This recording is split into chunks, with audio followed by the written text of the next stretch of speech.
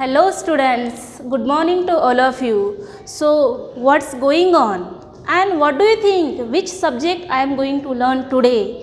तो क्या लग रहा है आपको कि मैं आज क्या पढ़ाने वाली हूँ? मैथ्स, साइंस, इंग्लिश या फिर मराठी?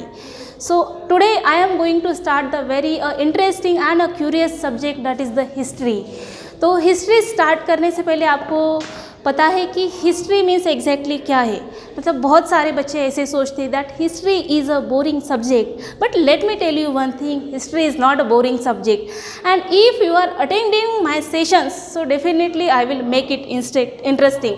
आप अगर ये हिस्ट्री का वीडियो आज पूरा देखोगे तो आपको हिस्ट्री ये सब्जेक्ट में एक इंटरेस्ट तैयार हो जाएगा, क्योंकि हिस्ट्री एक ऐसा सब्जेक्ट है जिसमें हम जो भी घटनाएं या फिर इंसिडेंट ओल्ड में मतलब एंशिएंट इरा में घट चुके हैं उसके बारे में हम क्या करते हैं, स्टडी करते हैं. तो इसमें टोटल क्वेश्चंस है, एक मतलब कोई भी इंसिडेंट क्यों हुआ, कैसे हुआ, कौन से रीजंस उसके लिए रिस्पॉन्सिबल थे. So that all are the we are going to start it from the today's lecture, that is the history, and our name of topic is the sources of history. So let me tell you history मतलब क्या. अभी आप तो history मतलब may be previous classes से पढ़ते आ रहे हो, 5th standard, 6, 7, 8 and what ever. तो अब तक तो आपको पता ही चल गया होगा कि history means exactly what. So history means all the events of the past. चलो अभी इसका आपको मीनिंग बताती हूँ. All the events of the past, it means that हम पास्ट के बारे में, ये जो पास्ट है ना, so we are discussing about the past whatever happen in the ancient era. जैसे कि अभी तो लॉकडाउन का टाइम था है ना, फ्रॉम द मार्च मंथ, तो ये भी कभी ना कभी हिस्ट्री बन जाएगा ना. तो इसके बारे में भी कोई ना कोई लोग लिखेंगे दैट वो कोरोना मतलब वायरस था, उस टाइम क्या हुआ, लोगों ने कैसे कैसे प्रॉब्लम्स फेस किए. So one day that all will become a history, right. So we are going to understand about the sources of history. Lesson का नाम थोड़ा सा आपको फैमिलियर लग रहा है क्या? क्यों लग रहा है? Because we studied that lesson already in the 7th standard. जब आप प्रीवियस क्लास में थे ना 7th में, तब भी आपको पहला लेसन कौन सा था? सोर्सेस ऑफ हिस्ट्री, यही था. एंड नाउ अभी तो आप 8th स्टैंडर्ड में हो. So again that we are going to discuss the same chapter, that is the sources of history. तो आपको तो पता ही होगा ना सोर्सेस ऑफ हिस्ट्री कौन से है. तो first I want to tell you that in the 8th standard what type of history we are going to study. So first I want to tell you about the ancient, है ना, ancient history. आप जब 6th standard में होगे उस time आपने ancient history, जिसको हम प्राचीन इतिहास बोलते हैं, उसकी स्टडी की होगी, right. Then second one is the medieval history. Medieval history, है ना. जब आप शायद 7th स्टैंडर्ड में होंगे, हायर क्लासेस में होंगे, तब आपने मिडेवल हिस्ट्री यानी मध्ययुगीन इतिहास जिसको हम बोलते हैं ना, Shivaji Maharaj and their study. So you are going means you discuss about और learn about the medieval history. But now अब तो आप 8th स्टैंडर्ड में आ गए होंगे, तो ये दोनों की पढ़ाई करोगे क्या? Means ancient history and the medieval history same we are going to means learn? Absolutely no. So what we are going to study 8th standard में जो आपकी हिस्ट्री के टेक्स्ट बुक है ना, ये पेज नंबर जहाँ पे आपको 1 निकालना है, सो उसमें आपको मॉडर्न इंडियन हिस्ट्री दी है. कौन सी दी है? Modern Indian history. मतलब हमको अभी ये 8th स्टैंडर्ड में एग्जैक्टली कौन सी स्टडी करनी है? मॉडर्न. तो जैसे मतलब डेज बदलते हैं तो इतिहास जो है, हिस्ट्री, वो सेम रहती है क्या? जैसे कि एंशिएंट टाइम्स में हिस्ट्री थोड़ी सी अलग होगी, है ना. मिडेवल टाइम में हिस्ट्री कैसी होंगी? डिफरेंट काइंड से होंगी. But what about the modern?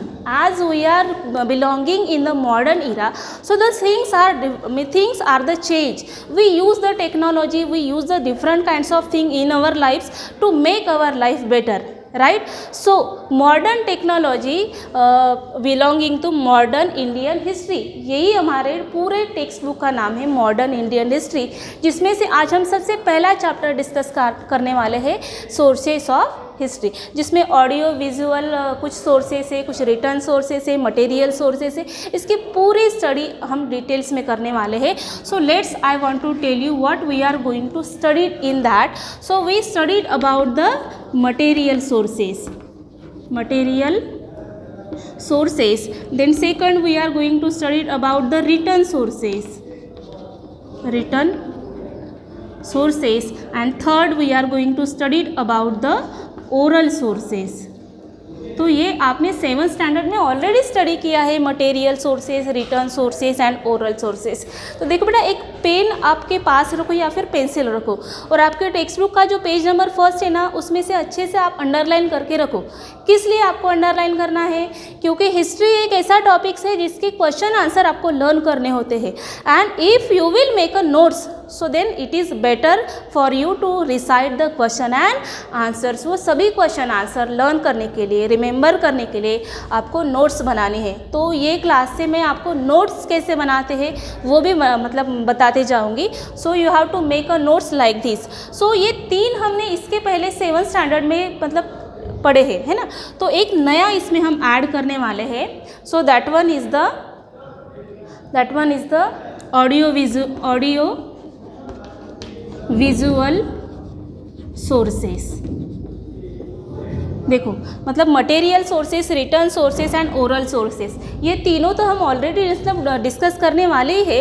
But in the 8th standard के जो पहला टॉपिक है, सोर्सेस ऑफ हिस्ट्री के कौन से सोर्सेस है कि जिसमें से हम हिस्ट्री मतलब जो भी चीज़ें एंशिएंट टाइम्स में हैपन हुई है उसके बारे में हमें कैसे पता चलेगा. So we get information from the material sources, written sources and oral sources. और एक जो है ये ऑडियो विजुअल जो है वो एक नया ऐड किया है. क्यों ऐड किया है? मतलब आपको क्वेश्चन नहीं आया क्या? मैंने पहले ही बोला कि हिस्ट्री है जिसमें आपके दिमाग में बहुत सारे क्वेश्चंस आएंगे, और आपको वो सभी क्वेश्चन मुझसे पूछने भी है. व्हाइल गोइंग टू वीडियो आपको वो लिख के भी रखने हैं कि आपको कौन से क्वेश्चंस आते हैं. Okay, now look at here. तो कौन सा एक नया ऐड हुआ है? Audio visual sources. जैसे कि हम बिलोंग कर रहे हैं मॉडर्न इंडियन हिस्ट्री से, तो एक नया सोर्सेस इसमें ऐड हुआ है, ऑडियो विजुअल सोर्सेस. उसके बारे में अभी हम पढ़ाई करेंगे. So first we are going to start it about the material sources. Material sources means what? Material sources मतलब आपके आजू बाजू में बहुत सारी चीज़ें हैं, है ना. टेम्पल होगा, स्कूल होगा, कोई हॉस्पिटल होगा, तो इनको मटेरियल सोर्सेस बोलेंगे क्या? जैसे कि मेरे बाजू में अभी ये टेक्स्ट बुक है, डस्टर है, मेरे हाथ में चॉक है, इनको मटेरियल सोर्सेज बोलेंगे क्या हम? सो एक material sources means what? That we can see by our eyes. What? That we can see by our eyes. जो चीज़ें हमें आंखों से दिखाई देती ना, उनको हम मटेरियल सोर्सेज बोलते हैं. दैट वी कैन टच, जिनको हम मतलब टच कर सकते हैं, that we can touch, that we can see by our eyes. तो ये दोनों भी जो लाइन्स आपके टेक्स्ट बुक में दी है ना, उसको आप अंडरलाइन करके रखो. तो अभी इसमें कौन सी चीज़ें आती होंगी? अभी तो मैं आपको वो ओल्डन इरा में लेके गई हूँ ना, तो उस टाइम के बारे में सोचो, अभी का मत सोचो. तो उस टाइम में ऐसे कौन सी चीज़ें होती होंगी कि जो लोग देखने के लिए जाते होंगे या फिर जिससे हिस्ट्री के बारे में पता चलता होगा. तो ये तो बहुत ही इजी है ना. मतलब उस टाइम में आपको तो पता है टेम्पल्स रहते होंगे, कोई ऑब्जेक्ट्स रहते होंगे, मोनूमेंट्स रहते होंगे, या फिर कोई places, coins. So these are all the things that tell information about the history. ये सभी बातें तो मैं यहाँ पे नोट डाउन करती हूँ कि वो कौन सी चीज़ें हैं जो मटेरियल थिंग्स में ऐड होती है. For example objects, then monuments, coins, sculpture,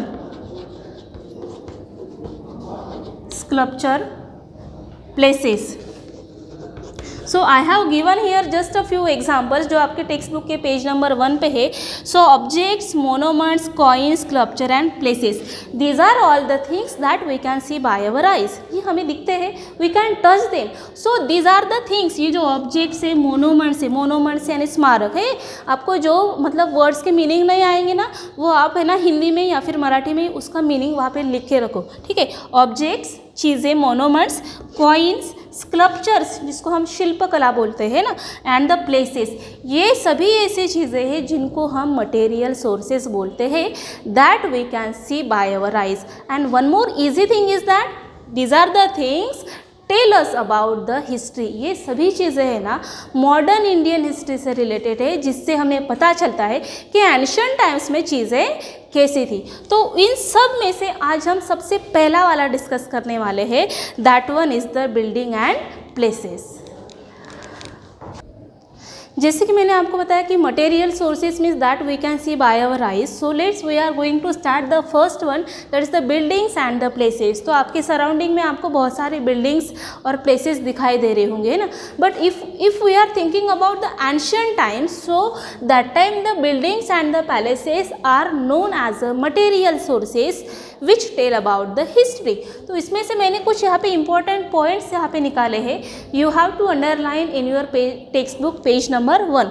So look at here, buildings and the places are the modern Indian history is believed as a period of Europeans. So what I mean to say, जो पहले का जो modern Indian history है that is depend upon, that is believed और that is related to the Europeans. Europeans means what, the British rulers. जैसे कि हमें तो पता ही है ना that our country get a freedom on 15 August 1947.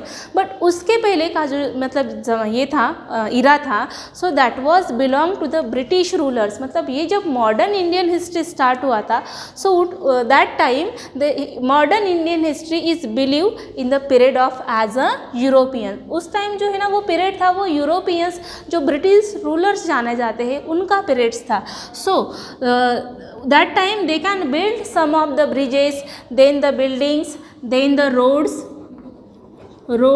then some are the water supply system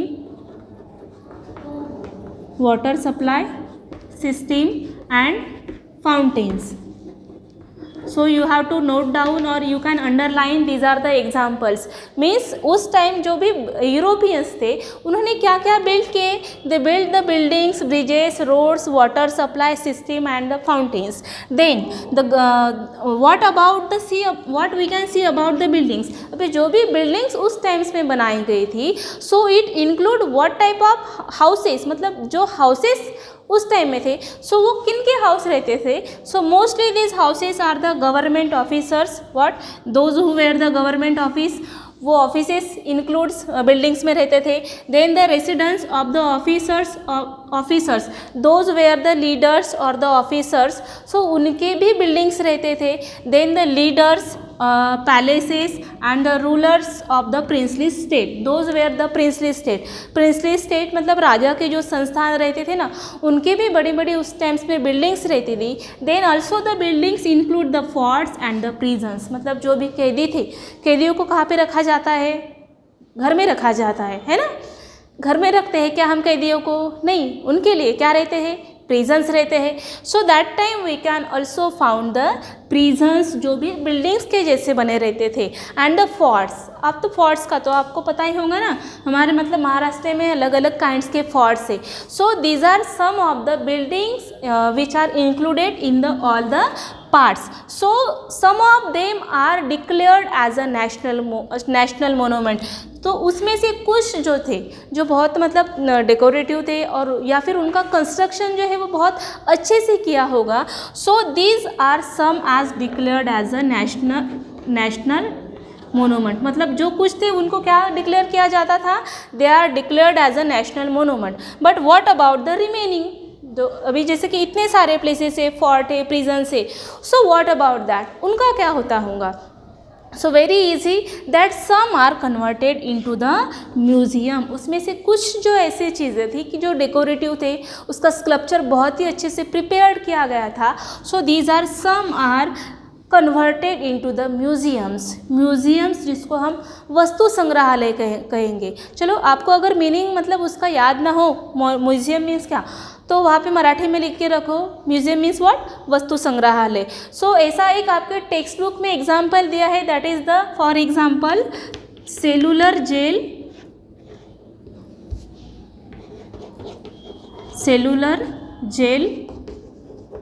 इन अंडमान. ठीक है, तो ये जो भी बिल्डिंग्स थी ना, सेलुलर जेल मतलब ये देखो, ये प्रिजन्स था.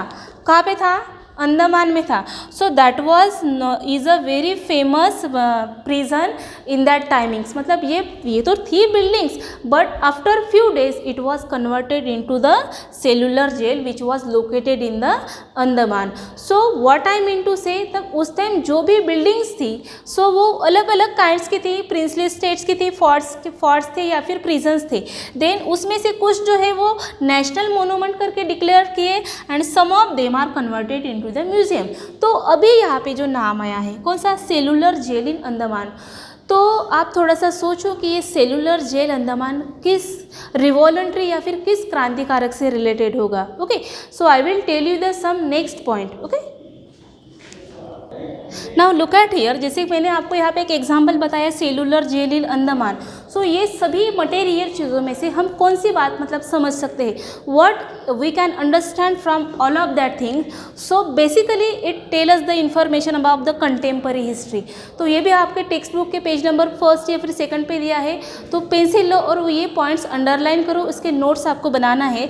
What exactly we can understand from all of the points that contemporary history के बारे, मतलब उस टाइम कंटेम्पररी हिस्ट्री कैसी थी, that we can understand. Then the architecture मतलब कोई भी मोनूमेंट हो या फिर कुछ और बिल्डिंग्स हो, सो उस टाइम्स में उसका आर्किटेक्चर्स किसने बनाया होगा, वो कैसा होगा, मतलब डेकोरेटिव होगा या फिर कौन सी चीज़ें उन्होंने यूज़ की होंगी, that we can understand. The next one about the nature of the monument. Nature of the monument मतलब जो भी मोनूमेंट एक बिल्डिंग्स जो बनाई गई थी आर्किटेक्चर द्वारा, सो उसका नेचर्स कैसा था, मतलब दिखने में वो कैसा था, उसका शेप्स कैसा होगा, कितनी स्पेस उसने ली होंगी. So it also tell about the nature of the monument. Then the economic condition, the last is very important, the economic condition of that particular period. मतलब जो भी मोनूमेंट्स या फिर बिल्डिंग्स उस टाइम्स में बनाई गई थी, so what was the economic condition. अगर लोगों ने वो बिल्डिंग्स बनाई हैं, सो उनकी इकोनॉमिक कंडीशन उस टाइम्स में कैसी रही होंगी, मतलब उनकी जो आर्थिक परिस्थिति है ना, तो वो उस टाइम में कैसी होंगी. So that all is what, that all is the information we get from the monument. मतलब मोनूमेंट से हमें ये सभी बातें हैं, ये सभी नोट्स है जो हमें समझ में आते हैं. जैसे कि मैंने यहाँ पे आपको एग्जांपल बताया है cellular jail in the Andaman. तो ये जो भी मतलब मोनूमेंट है, so what we can understand, इससे हमें मतलब कौन से लोगों के बारे में काम का पता चलता है. So it is belong to the V D. Savarkar. मैंने अभी आपको क्वेश्चन पूछा ना कि ये अंडमान जेल जो है सेलुलर जेल वो किससे रिलेटेड होगा. So it tell us the information about the V D Savarkar.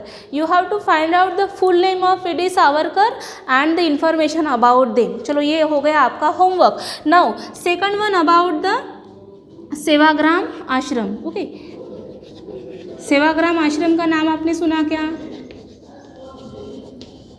Sevagram आश्रम जो कहाँ पे है, वर्धा पे है ना. It is located in the Wardha. तो वो किसके बारे में बताता होगा, वो देखा क्या आपने, आपको मतलब पता होगा कि आप कभी भी वर्धा साइड गए होंगे तो वहाँ पे सेवाग्राम आश्रम जो बापू कुटी के नाम से जाना जाता है. So it tell us the information about the Gandhian era. What, Gandhian era. So what we understand that monuments जो होते हैं उसमें से हमें वो लोगों के बारे में पता चलता है. Then we can about the nature, architecture and all are the things.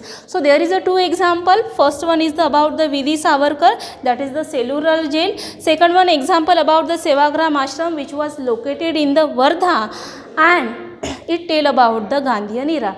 So here our the first concept, that is the buildings and the places are completed.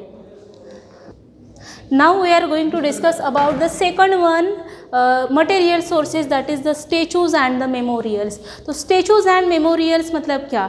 Now we are going to discuss about the ancient era. So in that timing the statues and the memorials are also the playing very important role because it tell us about the history. तो चलो pen और आपके text book लो और उसमें है ना कुछ points underline करो कि स्टेचूज एंड द मेमोरियल्स मतलब क्या होता है। सो मेमोरियल्स मीन्स हम उसको बोलते हैं स्मारक, और स्टेचू मतलब जिसको हम पुतला बोलते हैं ना।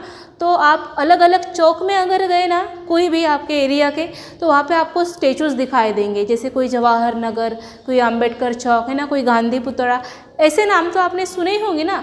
So in that timing this statue and memorials are the sources of giving the information about the history. So let's we are going to discuss about them. Memorials of many personalities were erected in the form of statues. देखो अभी statues जो भी बनाए जाते हैं तो वो किसी एनिमल्स या फिर प्लांट्स के तो बनाते नहीं होंगे, है ना। तो वो किन मतलब कौन से लोगों के स्टेचूज बनाते होंगे। So these are the statue which are made by the different personalities, मतलब जो भी अलग पर्सनालिटीज़ होती है जिन्होंने कुछ तो भी अलग एक वर्क किया है। सो that time of personality statues can erected in that timing. Then it provide information about the contemporary rulers. Now whatever the statues and the memorials were erected in that timing, जो भी बनाए जाते हैं, so what it tell us about exactly. So what the जो भी स्टेचूज़ और memorials थे तो वो किसके बारे में इंफॉर्मेशन बताते थे। They provide the information about the contemporary rulers. उस टाइम कौन से रूलर्स होंगे, तो जैसे कि अब तो कोई रूलर्स हमें दिखाई नहीं देता है ना, क्योंकि अभी सीएम है, पीएम है, वो हमारे देश का एडमिनिस्ट्रेशन चलाते हैं। बट हम वो ओल्डन इरा में है ना। अभी तो हम मतलब आप थोड़ी देर के लिए मतलब समझो कि आप वो ब्लैक एंड वाइट ज़माने में गए हो और उस टाइम्स के हिसाब से आपको सोचना है। तो उस टाइम्स के रूलर्स कैसे रहे होंगे, उनका उठना बैठना कैसा होगा, वो दिखने में कैसे होंगे, तो उनके स्मारक बनाए जाते थे। तो एक तो कंटेम्पररी रूलर्स हो गया। Then second was the eminent personalities. Eminent means क्या, तो चलो मीनिंग लिख लो। एमिनियंट का मीनिंग होता है प्रतिष्ठित। जो भी समाज के जो प्रतिष्ठित गुणवान लोग रहते हैं ना, so the peoples can also erected their statues. तो दो बातें इसमें आपको समझ में आ गई। एक, it gives the information about what contemporary rulers के स्टेचू और मेमोरियल्स रहते थे, and second one is the eminent personalities. Okay, then again is gives the information. तो अभी हम अगर हिस्ट्री की इंफॉर्मेशन ले ही रहे हैं, so what it tell us, it also gives information about the full name of that concern people. Full name, जैसे कि आप कोई भी जगह जाओ, आपको अगर कोई स्टेचू दिखाई देता है, कोई पुतला दिखाई देता है, तो उसके नीचे उसका नाम, उसका फुल नेम है ना, उसके डेट, ईयर, ये लिखा रहता है ना। हाँ, ये अलग बात है कि आप उसे पढ़ते हो या नहीं, ये तो पता नहीं, बट नोटिस करो कहीं पे भी जाओ और आपको ऐसा कोई भी मोनूमेंट या फिर स्टेचू दिखाई दे, तो उसके नीचे की जो भी डिटेल्स है ना, वो ज़रूर पढ़ना। व्हाट इट टेल अस, क्या बताता है वो, इट मतलब उसको उस स्टेचू के बारे में आपको पूरी डिटेल्स में क्या मिल जाएगी, जानकारी मिल जाएगी। तो जो भी स्टेचू और मेमोरियल्स ओल्डन टाइम्स में थे, सो उसमें से क्या पता चलता है, चलो फर्स्ट लाइन अंडरलाइन करो, फुल नेम। वो स्टेचू मेमोरियल्स किसका बनाया है, उसका पूरा नाम पता चल जाता था। Second one, about the birth and the death details. वो जो भी व्यक्ति जिसका स्टेचू है मेमोरियल से, उसका डेथ कब हुई थी, वो कब जन्मा था। So total details are given on the place where the statue is erected. जहाँ पे स्टेचू बनाया गया है वहाँ पे उसका पूरा इन्फॉर्मेशन दिया रहता है। तो हमें इसमें से क्या मतलब समझ में आ गया, that statues are the related to the rulers, then the eminent personalities, they gives the information about the full name of that person, birth and the death details. Now next one, उसके बाद फिर भी हमें क्या पता चलता है, जो आपके टेक्स्ट बुक में दिया है, we again understand about their contribution. Contribution मतलब क्या, उन्होंने सोसाइटी के लिए क्या किया। तो अभी तो कोई भी कॉमन पीपल का तो स्टेचू बनाएंगे क्या, नहीं। जो कोई भी एमिनियंट पीपल है, बहुत ही प्रतिष्ठित है, जिन्होंने समाज के लिए, देश के लिए कुछ किया है, सो बेसिकली वैसे ही लोगों के बनाएंगे ना। सो व्हाट देयर कंट्रीब्यूशन, उन्होंने देश के लिए कौन सा काम किया है, समाज कार्य किया है, तो उनका कंट्रीब्यूशन का भी इंफॉर्मेशन हमें वहाँ से मिलता है। तो जैसे कि फॉर एग्जाम्पल्स, महात्मा फूले। जैसे जैसे मैं नाम लेते जा रही हूँ तो आप ये अंडरलाइन करके रखो, या फिर एक नोटबुक अगर आपने रखा होगा तो उसमें आप है ना नोट डाउन करो।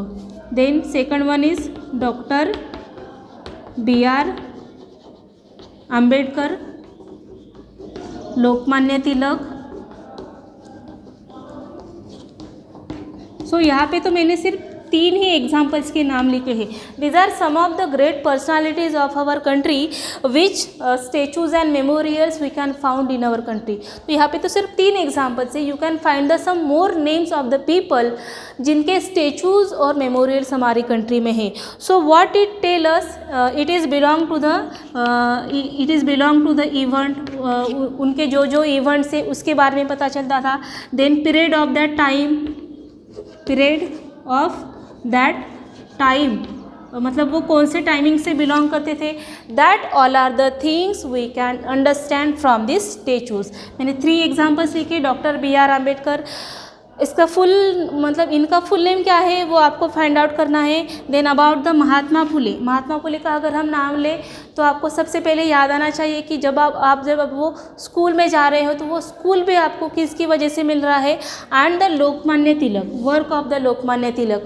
सो ये सभी बातें जो मैंने अभी आपको बताई ना, स्टेचूज एंड मेमोरियल्स, तो ये हमारा है मटेरियल सोर्सेज का दूसरा पार्ट जो कि यहाँ पे दिया है, देखो पेज नंबर 1 पे। तो ये ऑलमोस्ट हमारा ख़त्म हो गया है, right. So in the today's class we are going to discuss about the material sources. हमने एक ही कंसेप्ट क्लियर की जिसमें 2 पॉइंट्स की, एक तो बिल्डिंग्स एंड द प्लेसेस और दूसरा किया स्टेचूज एंड द मेमोरियल्स। तो अभी 2 बाकी है ना। कौन से 2 बाकी है? एक तो ओरल सोर्सेज बाकी है, रिटर्न सोर्सेज बाकी है। तो मैंने जो भी क्वेश्चंस दिए हैं अंडरलाइन करने के लिए बोले हैं, नोट्स बनाने के लिए बोले हैं, you have to do all that things. और पहला ये लेक्चर है हिस्ट्री का, तो सब चीज़ें आपको प्रॉपरली करनी है। In the next video we will discuss the another material and the written sources. So for that, do your study. Thank you very much.